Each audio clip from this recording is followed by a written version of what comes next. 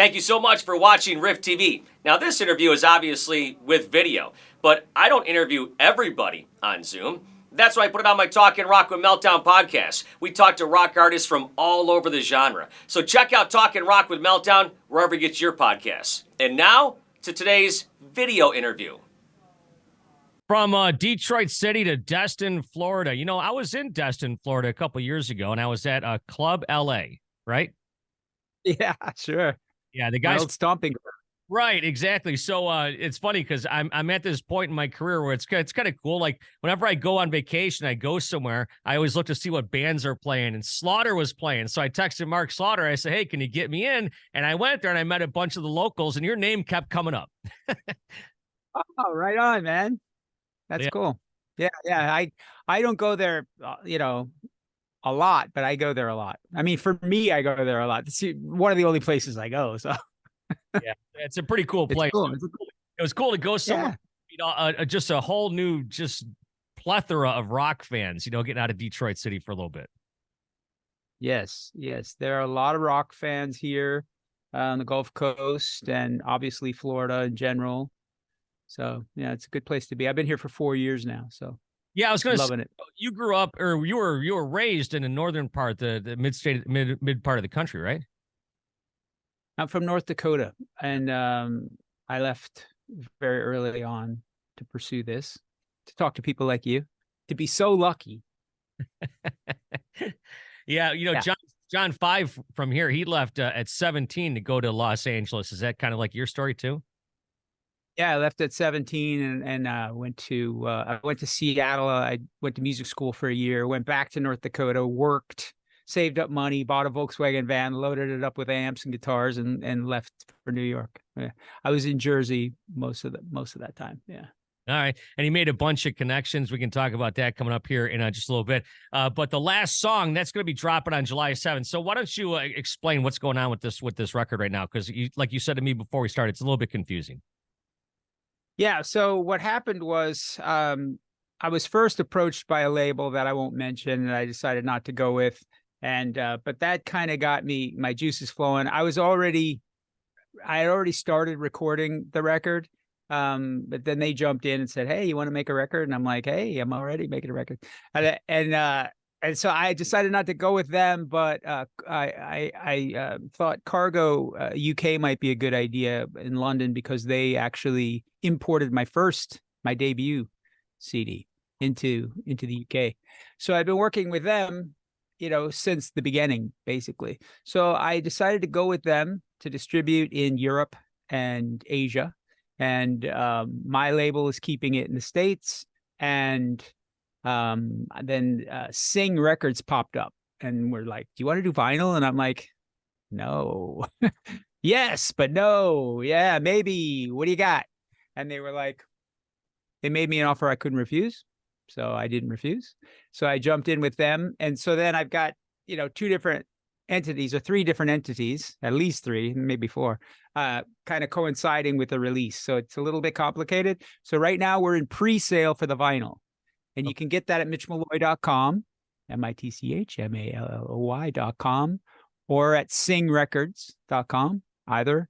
And the pre-sale package includes, I think probably the coolest thing about it is white vinyl, right? It's going to be white vinyl, and you get a CD with that as well. Both are signed. You get the MP3s to download instantly. Like you can get that right now at this moment. If you go get the package, there's a signed poster. I'm looking at there's a list. There's so much stuff that I have to have it in a list. So it's a pretty cool package. You get pictures, posters, pics. The coolest thing is the golden ticket, probably. It's a private concert with me.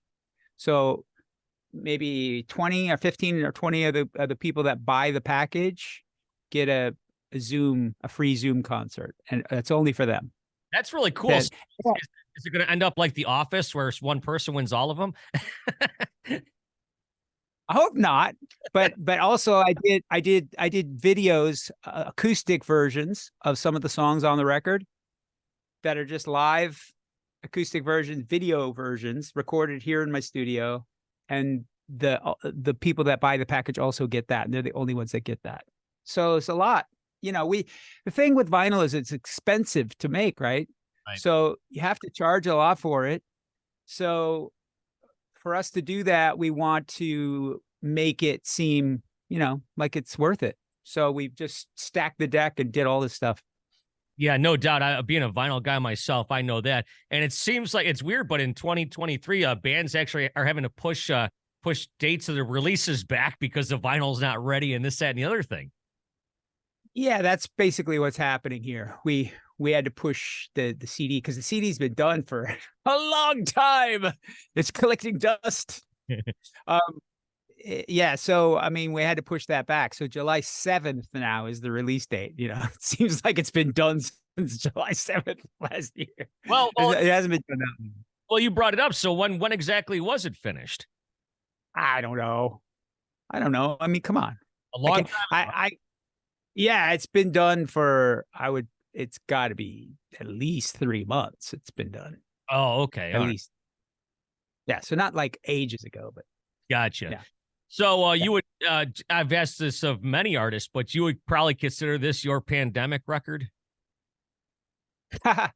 Yeah. I think I actually started it during that time. Yeah. And, yeah, I mean, yeah. Yeah. Sure. Why not? So the record's called The Last Song. So explain that. Is that one of the songs on there? It is one of the songs on there, and it is the last song that I wrote. The synergy. So that's how I work. I'm like, okay, I have 8, I had pretty much 8 songs done. I was like, okay, I need 2 more songs. So then I wrote the song that's the single now, One of a Kind. And I was like, oh, this might be my favorite one so far. And then I'm like, okay, I got to write one more song, and I'm writing it. And I'm like, okay, this is the last song. And as I'm writing this song, and I'm like, yeah, I'll just call it The Last Song. And the chorus will be, I'm living my life like it's the last song. Ha ha! Twist. There you go. Yeah, nice. So you didn't have like 12 or 30 songs to choose from. You just you wrote the 10 and that's it. Yes. Yeah. I don't think I have any extras for this. Very efficient. Yeah, there you go. Streamlined. So did you do everything yourself? Yeah, I made a record a few years, like 6 years ago. I had just been, I'm a producer, so I've been producing bands, a lot of bands. And as I'm producing the bands, I'm playing things on each instrument, for the band. Like if that guy wasn't there and I wanted something to be different, how am I going to make that, different? Well, I don't want to just edit it. Like I would rather it be, played. So I'm like shifting things and changing things. And I'm discovering that I'm doing that on pretty much every instrument. So it dawns on me, and I've had friends say to me, why don't you just make records by yourself? And I'm like, why would I do that? I live in Nashville, Tennessee, the home of the most talented people on the face of the earth. Right. And one of like the best guitar players in the world, I could almost see his house from here. I mean, so, so it's like, why would I do that? Like, that'd be crazy, but so what happened was, I had a tour coming up, a European tour coming up, and the promoter's like, oh, and by the way, you need to have a new record for this album. And I'm like, I'm producing. And so I finished up the last band that I was doing, and I just immediately started recording my own record. And I was in a hurry. So I was just doing everything, but it was kind of like, it happened like that. Like I didn't have time to book out people, and, I was in a real rush. So I made the Making Noise record in a mad dash, and I made it all by myself. And I was like, that's pretty good. It sounds, so I learned that I could do that. So on this one, I live in Florida now. I'm out here, I'm not in Nashville anymore. And I'm like, it just makes sense for me to make it by myself. And actually doing that, I've come to love it, Like I would think a guy like me would hate doing that. because I'm so used to using all these amazingly talented people. So to put it all on my shoulders is like, ugh, you know, but it actually is kind of therapeutic and really fun. So Yeah, yeah. yeah, because there's seems to be guys doing it now. Of course, Dave Grohl did that with their first record, but also Wolfgang Van Halen's a prime example. The last couple records he did are pretty much all him. Yeah. Yeah. Talented kid, man. Yeah, no doubt. What possesses one to go from Nashville in the music business that you're in to Destin? Why did you make that move? It seems like everyone's doing the opposite thing nowadays. Yeah, Nashville. I've been there for a long, long time, and I was just done. I was there for 22 years, and my wife was there for like 28 years. I think she was also in the business, and we just wanted to change. And Nashville was getting really crowded and becoming a city, Yeah. you know, Yep. which it really has. And that's kind of not what we moved to, you know. So we'd been coming down here to vacation forever and ever and ever. And I just, I was like, why don't we just move to Destin? Why don't, we can live wherever we want. Let's just go. So here we are. Yeah. So Nothing against Nashville. right. Yeah. No, I got you. So you were talking about like producing, and I know that you work with a lot of different artists and stuff. Are you still kind of doing that kind of thing? I don't do as much. In fact, that's kind of how the Great White thing came about. Because I decided that I didn't want to do that anymore. And I kind of closed my doors for the studio in Nashville, and called my agent and said, I know I've said that I don't really have time to do that many shows, but now I have time to do shows because I'm going to stop doing this producing. I'm tired of it. I've been in the studio literally, like I've had a studio in my home for 47 years. Wow. And I would never want it any other way. I don't know what I would do if I didn't have a studio. You know what I mean? Like, it's like, for me, it's like, I don't know, like water, but I just was tired of doing that. Right. So I still enjoy making my own music. And, I'm helping some people. I have a dear friend of mine that I grew up with who wants me to help him make a record and things like that. So I'll do some of that, but I'm not really doing that anymore. Well, tell us some names of people you worked with in Nashville that we would know. Do I have to? No. You don't have to if you don't want to. Well, there's one that people have heard of, maybe Taylor Swift. Oh yeah, she's here in town tonight and tomorrow here in Detroit. Yeah, heard of her? Yeah, I actually saw her about 10 years ago. When did you work with her? I don't recall. I feel big time now. I feel so big time. It was the Boys Like Girls single. Do you remember the band Boys Like Girls? Not really.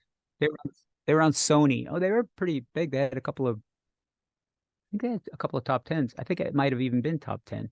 She did a duet with them. So I did a remix of that. Yeah. Interesting. Yeah. I saw her about, I want to say 10 years ago, 11 years ago or something in a stadium. So she's been playing stadiums for a long time now. Now she's doing, like I said, 2 shows here in Detroit this weekend. So yeah, people have heard of her. Yeah, of course. Do you keep in contact with somebody like that or no? No, not really. No. I'm not like a person who pursues people. Like I never really did that anyway, but I found that when I was younger, I met some of my heroes. Like it was like kind of strange. So I think I decided I won't meet any more of my heroes. You know what I mean? Like I don't pursue that kind of thing.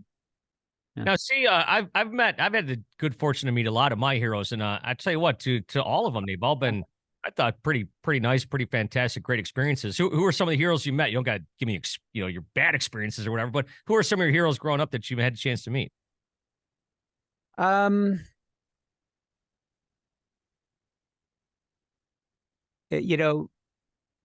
gonna probably mention some of my favorites. Kix was one of my favorites, actually. Interesting. Yeah. Kicks. I saw them in a club in New Jersey when I first got there, and it was probably the best band I ever saw in a club in my life. They were amazing. And about 5 years later, I got to open for them. I'd gotten major management, and I got my whole career going, and I was able to open for some pretty big acts. And they were on their way up, and I was just a baby act, you know. And so I became pals with them then. And then with Great White, they would open for Great White. So I got to see them a lot on the road again, you know, many, many, many, many years later. But then there was Heart. Heart was a huge, huge band for me as a kid. And Wilson was one of my favorite singers. And I got to meet her, and I got to meet both of them, Ann and Nancy. They played the New Jersey, the big New Jersey amphitheater in Homedale. I don't know if you know that place. It's changed names a bunch of times. I don't know what it's called now, but it used to be the Garden State Art Center, used to be called. Anyway, I had some connections, you know, and I was still pretty young, and I got backstage and I got to meet them, which is pretty cool. And Bryan Adams is probably my favorite. I got to meet him. His drummer, Mickey Curry, played on my first album. So that's how I got to meet him. So, yeah, I mean, you know, and those were all good experiences. It's just, I don't know. Well, not for you. Yeah. I'm not in radio. I'm not in radio, so I don't get to meet everybody like you do, you know? Yeah, right. But that's funny you mentioned it, because sometimes I'll say to bands and go, yeah, well, what about this guy or that guy? And they're like, yeah, we never met him before. And I'm like, how could you not meet him? But they're all touring and doing their own different thing. Yeah, exactly. I mean, unless you meet them on the road, you know, I mean, which happened a lot with Great White, because I was out on the road a lot, you know, so I got to meet quite a few. Yeah, like Slaughter, you mentioned, you know, Yeah. they played with us all the time. So I became pals with them. And I had known Mark prior to that, because when I moved to Nashville, I got there just before he did. So when he moved to Nashville, he saw me at a party and he was like, hey, I'm like, hey. So we've been friends, God, for decades. Yeah. Yeah, you mentioned Kicks. It's funny because I'm not sure if I've ever seen them live. I love the band, and then when they announced they're going to be retiring, I've never had a chance to interview them. So I don't do this very often, but I reached out to their management. And I just talked to Steve Whiteman a few weeks back, and we talked about, you know, their last show coming up and the whole thing. So it's kind of cool that I got a chance at least to interview them once.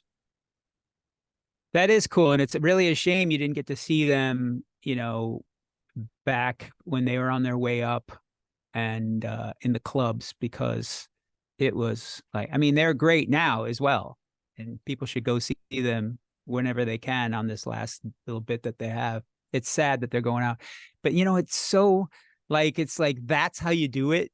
Like, I wish other bands would follow suit. Some bands, yeah, it would follow. They're out there playing that maybe shouldn't be. you know, and Kicks is one of the good ones, and they're gonna, you know, they're like, you know, maybe we shouldn't be doing this anymore. Let's go. It's so like I would just worship them. Yeah. Yeah, he mentioned something that his wife would not let him go play again. So this is it. Well, there you go. My wife might just call the shots as well. Maybe. Yeah, well, happy wife, happy life, as they say, right? Yeah. So, yeah. Mitch, I'll tell you what, MitchMalloy.com, the last song, you can pre-order it right now. Comes out July 7th. Good luck with everything here. And next time you're in Detroit, you got to swing by and we'll hang out for a little bit. I'd love that. Yeah, we'll do that. Or better, next time I'm in Destin, because that would be much better. Yeah, well, you know, just give me a call and we'll hang out, man. All right, Mitch, good luck with everything. I appreciate the time. Thank you.